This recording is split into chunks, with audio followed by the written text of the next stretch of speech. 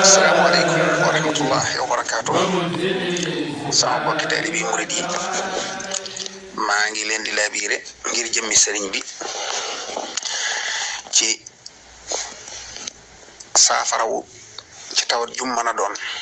moo xam tawati docteur la tawati zahir wala tawati batin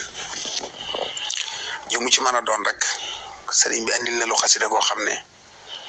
dafa wax sax ne ko koy jàng suba ngoon da ngay am saafarawu akuk texe muy matlabu shifaa'i wadum alayhi fil masaa'i wa sabaax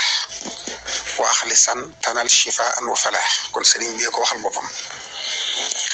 ko koy jàng suba ak ngoon da nga amuk wér waxtu wu ne da ngay amuk saafarawu tawat du la sonal mukk te da nga amuk texe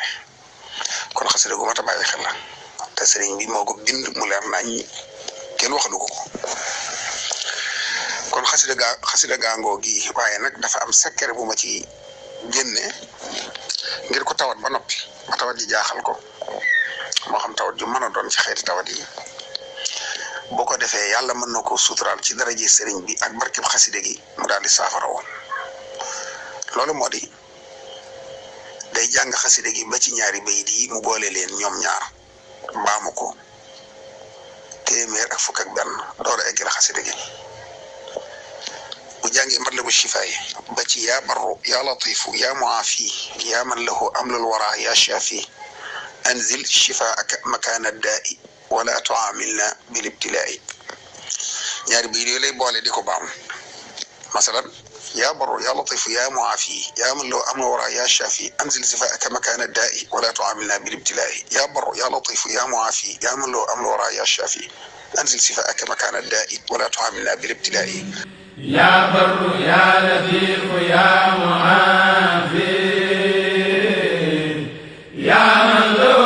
أمر البرايا زافي عزل صفات مكان الدار ولا تؤمنا بالابتلاء noonu la koy boolee di jàng ba ma téeméer ak fukk ak benn 111 fois bu ko defee mu àggale xasida gi rek ba ci kamastafa fa xasida ga yam loolu bu ko saxalee ab diir rek yàlla dana ko may ak wér bu dee ku ko mënta jàng ñu jàngal ko tifli ci ndox mu naan ci raayu ci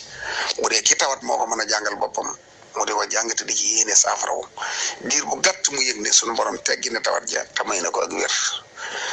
maa ngi koy jox addi sama bokki taalibe yi murid yëpp ngir jëmmi sëriñ bi